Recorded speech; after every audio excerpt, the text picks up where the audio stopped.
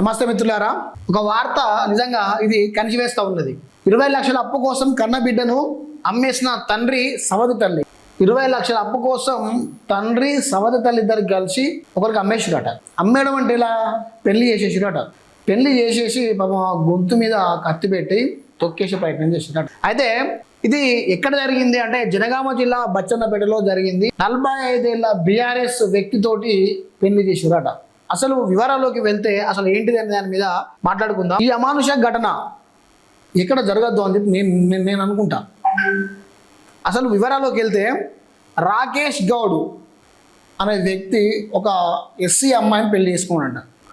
SC అమ్మాయిని పెళ్లి చేసుకుంటే వీళ్ళిద్దరి మధ్య ఒక పాప పుట్టింది. ఆమె ఈమె 18 సంవత్సరాలు అయిన తర్వాత ఆమెకు డివోర్స్ ఇచ్చి ఇంకో మహిళని పెళ్లి చేసుకున్నాడట. పెళ్లి చేసుకుంటే ఈ రాకేష్ గౌడ్ అనే వ్యక్తి ఏం చేసినట్టంటే బీఆర్ఎస్ లీడర్ ఆవుల ప్రశాంత్ రెడ్డి అనే దగ్గర 25 లక్షల రూపాయలు అప్పు చేసిండట. అప్పు చేస్తే ఆయన దగ్గర పోయి 2 లక్షలు కావాలి అని చెప్పి మళ్ళీ అప్పుకు పోయిందట. పోతే ఆ ఆవుల ప్రశాంత్ రెడ్డి ఏంటైనా నీ అప్పు మొత్తం మాఫీ చేసేస్తా, మదనంగా ఇంకా డబ్బులు ఇస్తా, దానికి నేను ఒక షరతు పెడుతున్నా, దానికి ఒప్పుకుంటావా అని చెప్పి చెప్పిండట. ఏంటి చెప్పనగానే రాకేష్ గౌడ్ చెప్పయ్యా ఏదోటి ఎత్తా అన్నావు కదా, మాఫీ ఎత్తాను అంటే ఏం లేదయ్యా నాకు నీ బిడ్డనిచ్చి పెళ్లి చేయనట. ఆ 25 లక్షలు ప్లస్ 2 లక్షలు 20 లక్షలు మొత్తం మాఫీ చేసేస్తా, నీ బిడ్డ ఇచ్చి నాకు పెళ్లి చేయనట. ఎందుకు అంటే ఈ అమ్మాయికి 18 సంవత్సరాలు, ఆయనకు 45 సంవత్సరాలు. చూడు ఎట్లుందో, ఆల్మోస్ట్ సగం జీతం అయిపోయింది. ఆవుల ప్రశాంత్ రెడ్డి అయినా బీఆర్ఎస్లో కీలక లీడర్ ఉన్నాడట. ఆయనకు 18 సంవత్సరాల అమ్మాయిని ఇచ్చి గొంతు కోసిటట.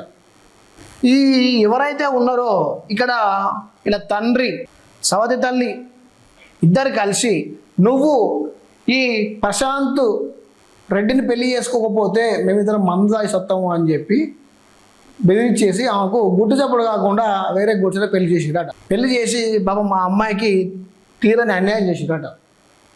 ఆయనకు 45 సంవత్సరాలు, ఈ అమ్మాయికి 18 సంవత్సరాలు. అంటే చూడండి, 25 లక్షల రూపాయలు మాఫీ అవుతానని అనగానే ఎగేసుకొని పోయి బిడ్డను వాడు అక్కడ అమ్మేసిండు. ఇది అమ్మేసినట్టే కదా, డబ్బుల కోసం కన్న బిడ్డను అమ్మేసిండు వాడు. ఫస్ట్ భార్యకు డివోర్స్ ఇచ్చిండు, సెకండ్ భార్య తండ్రి కలిసి ఈ అమ్మాయిని 45 ఏళ్ళ ఒక ముసలోడేసుకోయ్యా, ముసలోడే అనుకో, 45 ఏళ్ళ వ్యక్తికి అక్రమంగా కట్టబెట్టిరు. సో దాని మీద ఆ అమ్మాయి నేను ఈయనతో సంసారం చేయలేను, నాతో కాదు, నన్ను అనవసరంగా ఇబ్బంది పెడుతున్నారు, నన్ను 25 లక్షల కింద వీళ్ళు అమ్మేసిర్రు అని తెలుసుకున్న అమ్మాయి లాస్ట్కు ఆయనతో విడిపోయి మా అమ్మ నాన్న నన్ను ఇలా అమ్మేసిర్రు అని చెప్పి బయటకు వచ్చింది. అమ్మేసింది సొంత తల్లి కాదు, సవతి తల్లి. అందుకే వెనకట ఏమనేటోళ్ళు తెలుసా, సవతి తల్లి ప్రేమ చూపెడుతున్నావు అనేటోళ్ళు. అంటే ఎంతైనా కన్నతల్లి ప్రేమ కన్నతల్లిదే ఉంటుంది. సవతి తల్లికి ఏం పని?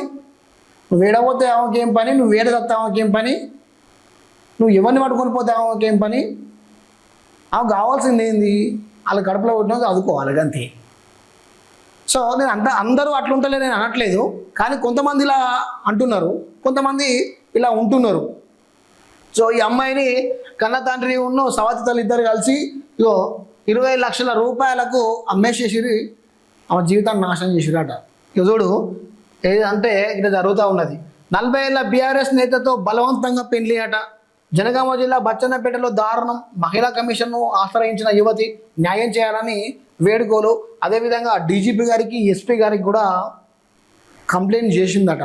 కంప్లైంట్ చేసి నా జీవితాన్ని కొంచెం మీరు గాడిన పడేయండి, నాకు బలవంతపు పెళ్లి చేసిరు, ఒక 45 సంవత్సరాల ఏజ్ ఉన్న వ్యక్తులను పెళ్లి చేసిరు, నాకు న్యాయం చేయండి అంటూ చూడు ఎస్సీ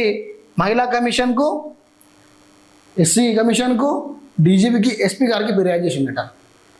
ఇది అసలు కథ జరిగిన వ్యవస్థ. సో మొత్తానికైతే నిజంగా ఈ ఘటన చూస్తూ ఉంటే కన్న తండ్రి కాలయముడైందా అనే ఒక అపోహ పుడుతూ ఉన్నది. కన్న తండ్రి కాల ఎముడై కన్న కూతురునే డబ్బుల కోసం అమ్ముకున్నాడా అంటే ఎస్, తప్పకుండా అమ్ముకున్నట్టు.